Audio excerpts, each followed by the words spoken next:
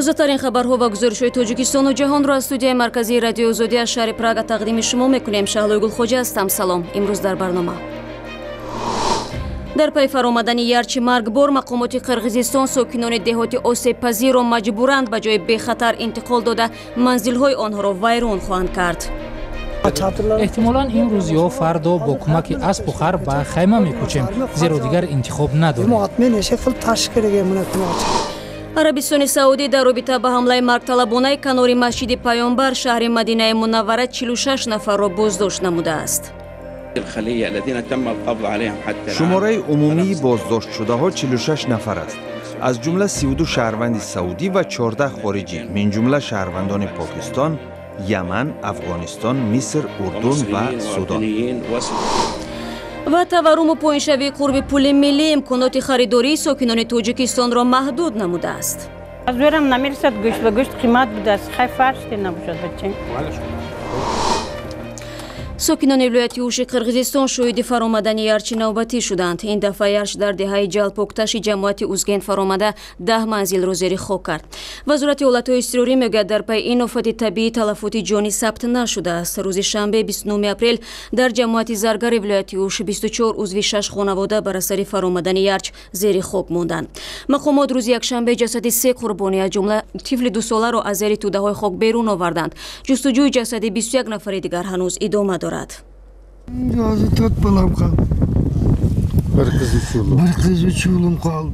از عائله من تنها یک دختر و 2 پسرم که یکی در روسیه هست باقی ماندند. دختر دومم با شوهرش در پایان ده زندگی میکردند.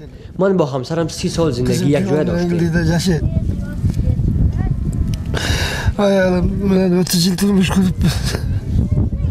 دو روز است آرتقبای قمچیف ماتم دارد. او صبح برای بستن اسبش بیرون رفت، اما زمانی که برگشت منزل او با اهل خانواده‌اش زیر خاک مانده بود. در این خانه همسر، 2 پسر، 2 نبیره و کلینش قرار داشتند. آرتقبای پس از این مصیبت زندگی من بعد خود را تصور نمی کند. یعنی هیچ کم باشنده سالواسن. من به هیچ کس چنین فاجعه را آرزو نمی کنم. وقت نشان خواهد داد که زندگی من چگونه ادامه خواهد کرد و چه سرنوشت مرا انتظار است. مقامات قرغیزستان هنوز چند روز پیش فرآمدن یارچ را پیش بینی می کردند. از این خاطر برای ساکنان خیمه گذاشتند، اما تا به حال در این خیمه ها کسی زندگی نمی کند. آنهایی که از یارچ جان به سلامت بردند شب را در منزل نزدیکانشان روز می کنند. با ما گفتند که به خیمه ها بکوچیم، اما ما هنوز کوچ نبستیم چون که دیروز برف بارید. احتمالاً این روز یا فردا با کمک اسب و خر به خیمه میکوچیم زیرا دیگر انتخاب نداریم. دل محمد با قاشف رئیس جماعت زرگر میگوید آنها تصمیم دارند نه تنها ساکنان روستایی ایویو بلکه تمام مردم این جماعت را به منطقه های امن کوچ بدهند. در روستای تورتقل ناحیه اوزگند 42 هکتار زمین جدا شده است. حالا کارهای فنی ادامه دارد و باید تا 2 روز دیگر به آخر رسد. تا چند روز پیش ما روی خط 394 خانواده را داده بودیم، اما حالا به این روی خط دیگر عائله هایی که در منطقه های خطرناک زندگی می کنند وارد کرده شدند. طاهربک کریموف نماینده وزارت حالتهای اضطراری در ولایت اوش میگوید فعلا کوچانیدن اجباری ساکنان از روستاهای خطرناک جریان دارد. Oş Oblus aymağında 1897 در ولایت اوج نزدیک 2000 عائله در روستاهای خطرناک زندگی میکنند. برای برخی از این خانواده ها جهت کوچیدن به جایهای بی‌خوف مبلغ معین داده شد، اما آنها نمیخواهند خانه هایشان را ترک کنند. ما از بالای آنها به دادگاه مراجعت کردیم و اگر دادگاه قرار صادر نماید ما آنها را اجباراً میکشانیم و خانه هایشان را تخریب میکنیم.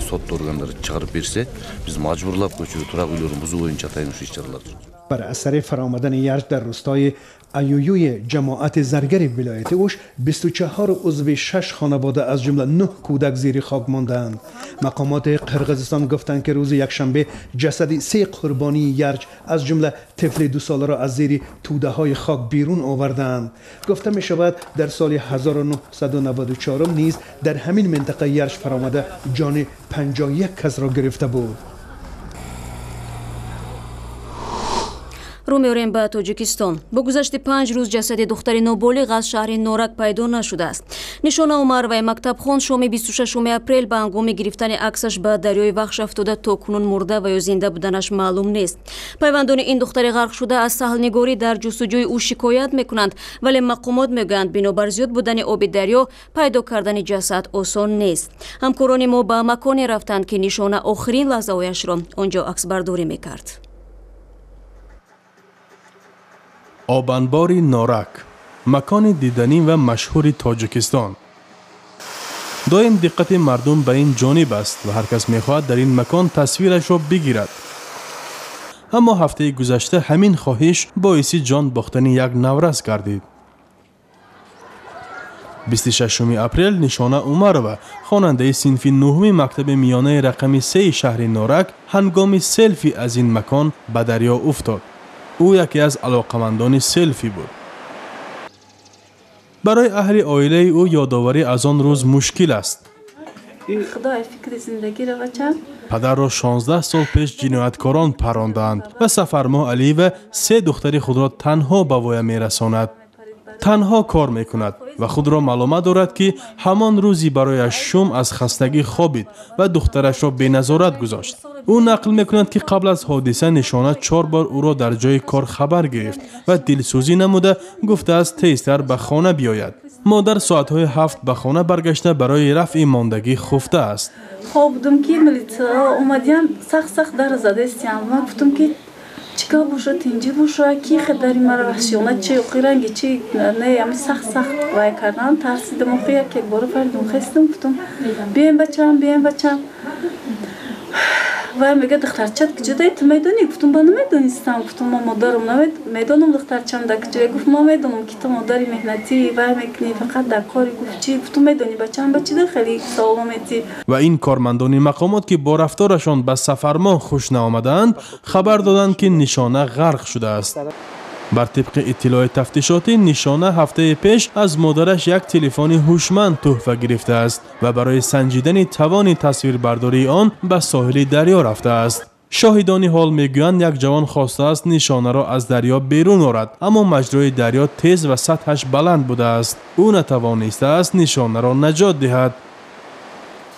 همسینفانش که تیز از احوال تبار نشانه خبر میگیرند از وی به عنوان دختری با آداب نام میبرند. درس‌ها همه وقت در درس اشتغال میکرد. دختری خوب ساز بود.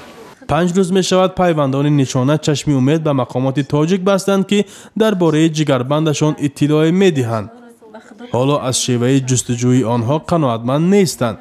یا میگن که دستی مگو کار نمیشه و برین اگر گپ تو بزگره بیاریم بکوین میگه. اداره حالتهای فوق‌العاده برای رادیو آزادی گفته است جستجوی نشانه در ساحل وخش ادامه دارد، اما به سبب بلندی سطح و مجرای آن قعر دریا را جستجو کرده نمیتوانند. هنوز از نشانه نیست. برنامه را ادامه میدیم. مقامات عربستان سعودی میگویند چند عضو شاخه گروه جنگجوی را که با حمله مرگطلبانه به یکی از مقدس‌ترین مکان‌های اسلامی در تابستان سال گذشته متهم میشود دستگیر نمودند. وزارت امور داخلی مملکت عربستان سعودی درباره بازداشت مسئولان حمله به مسجد پیامبر در ماه رمضان سال گذشته تفصیلات داده افزوده است که عملیات ادامه دارد. روز یکشنبه عربستان سعودی اعلام کرد که در رابطه با حمله مرگطلبانه تابستان گذشته در کنار مسجد پیامبر در شهر مدینه منوره 46 نفر را بازداشت نموده است و آنها همگی اعضای یک شاخه گروه جنگجوی میباشند.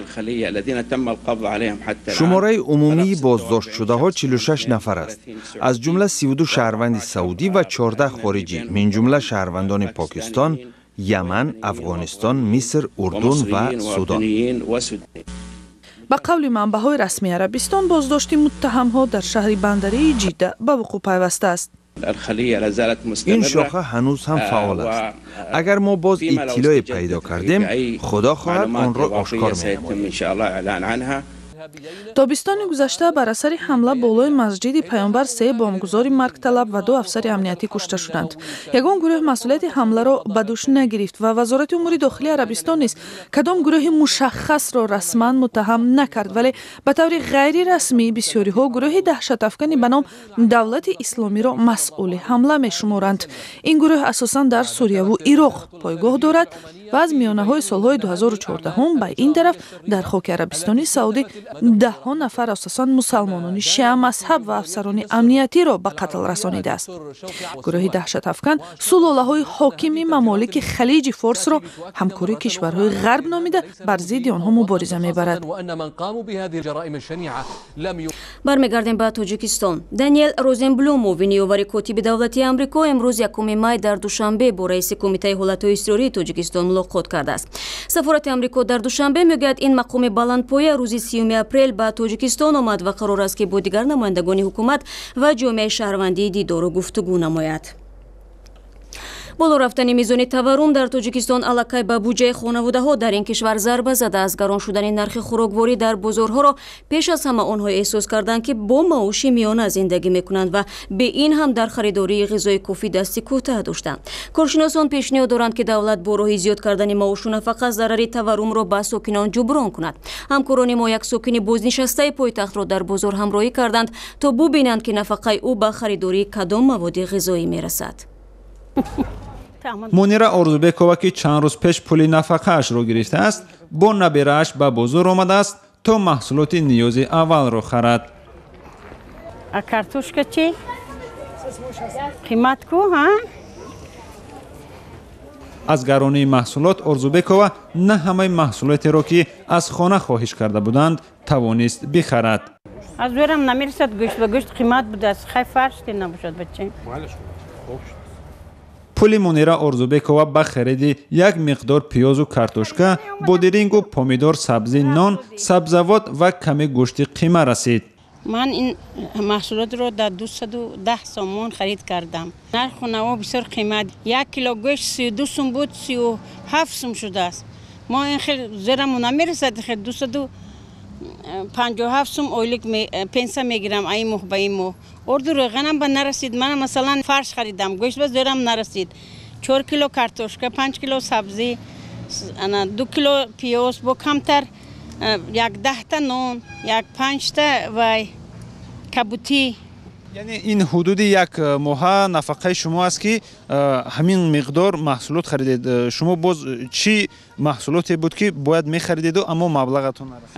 ман мехостам вай харам бо равған, масалан равған харам, нахӯд харам, нарасид.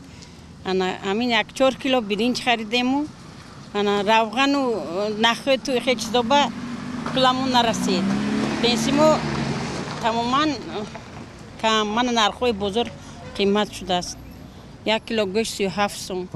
таварруми бесобиқаи қурби сомонии пули миллӣ ки бинобар эътирофи бонки миллӣ дар моҳи март ба 1.5% расидааст, қобилияти харидории мардумро дар Тоҷикистон ба шиддат коҳиш медиҳад.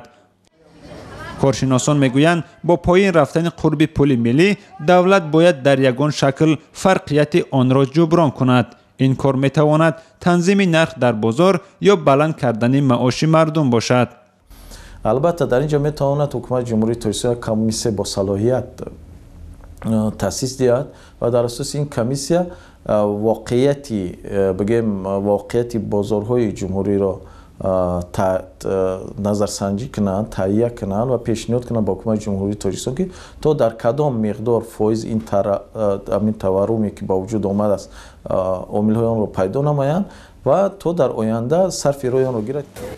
дар Тоҷикистон оилаҳое ки аъзоёнашон гирандаи маоши миёна ҳастанд ва он ҳоло ба 860 сомони баробар аст, барои худ ғизои кофӣ харидорӣ карда наметавонанд. мисли Орзубекова маҷбур мешаванд сарфа кунанд ки ба бозор низ таъсир мерасонад.